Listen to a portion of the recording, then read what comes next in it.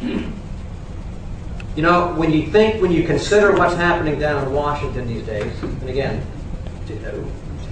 you're all following stuff as much as I am. I wish that there were, you know, I wish the entire state was here.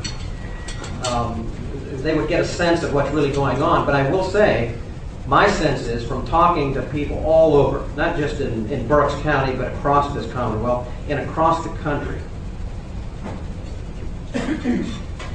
Maybe they don't know exactly what the reason is for why things are happening in Washington.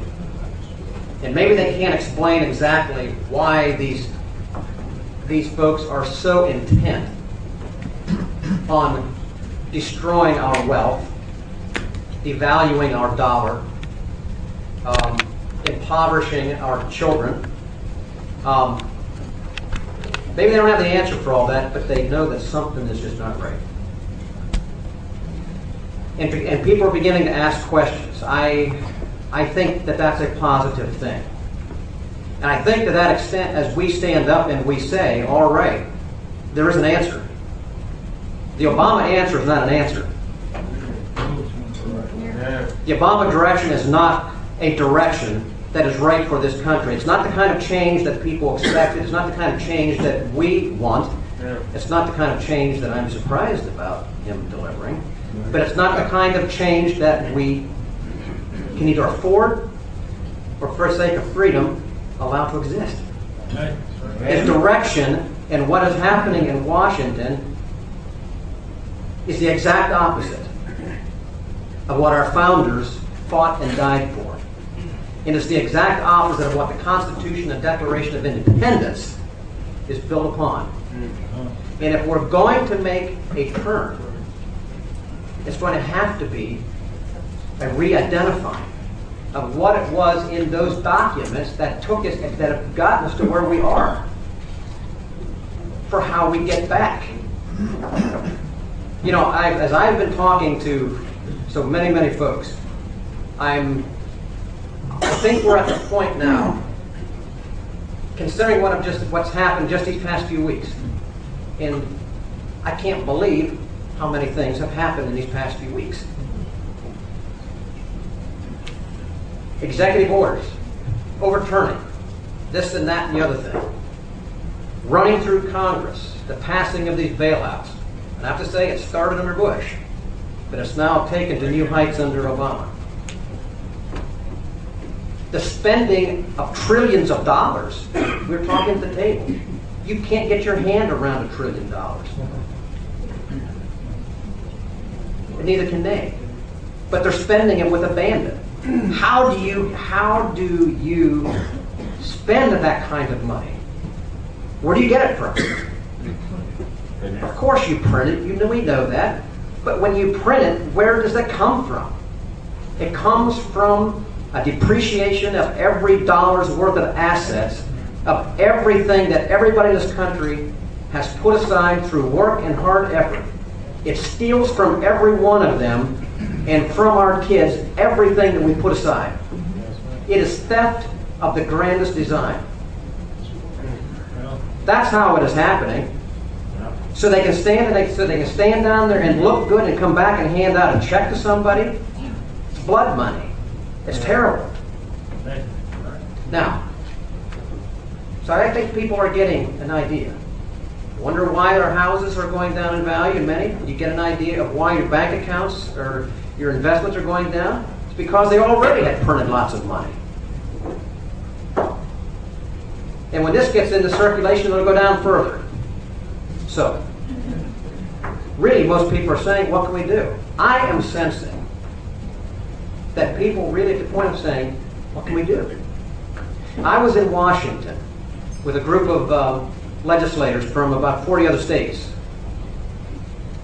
back the second week of December. I belong to a group called ALEC, which is more the conservative organization of state legislatures. And I'm on the tax and fiscal policy group, and two of us from the state are on that. So we were down to go over where things were with the budget overall and the deficits that were at that point in December. Obviously a whole lot more now.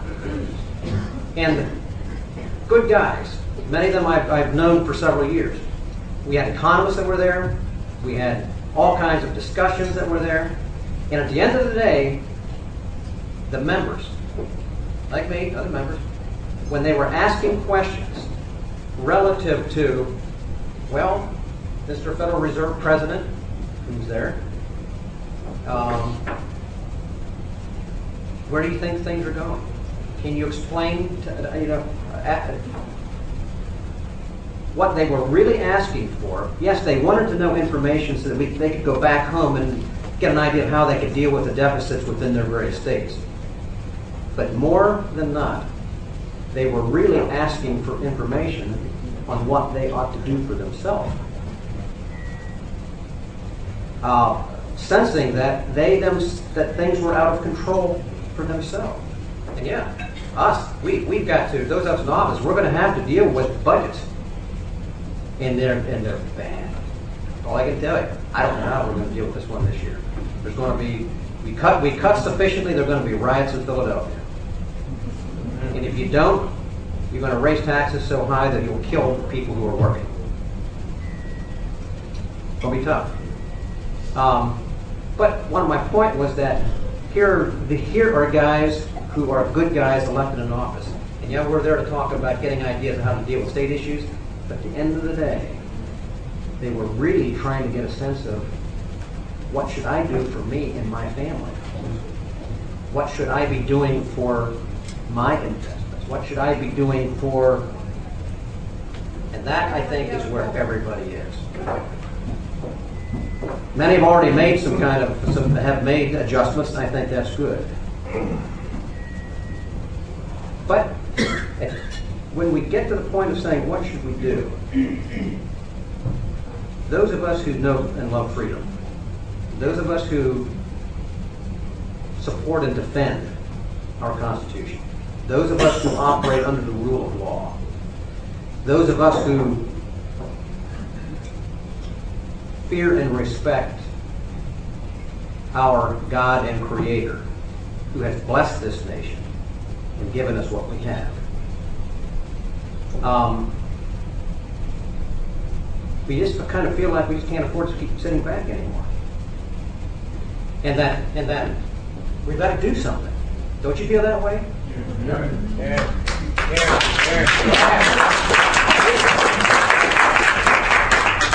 And have you all figured out what it is you're going to do?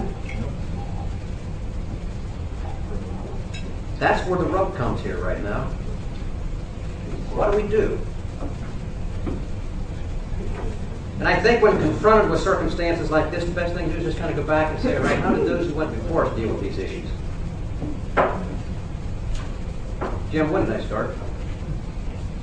Like 3 minutes ago.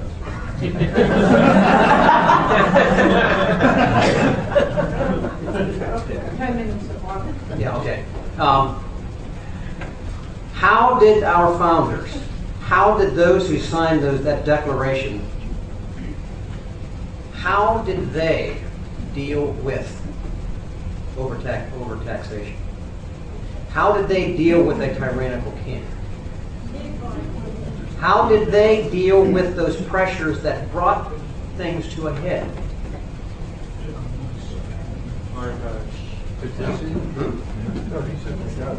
Well, one thing they started with is thinking it all through. They looked all through history. They looked at the civilizations of time. They took and they compared the best and the worst of everything that went before. And they came down that said, you know what? Individuals are given certain rights by God Himself, inalienable rights. Amen. And therefore, because of that, everything else follows. You need a government, they know. But it should look like this, limited, defined. It should be representative of the people. It should not be tyrants over the people. All of those basic things.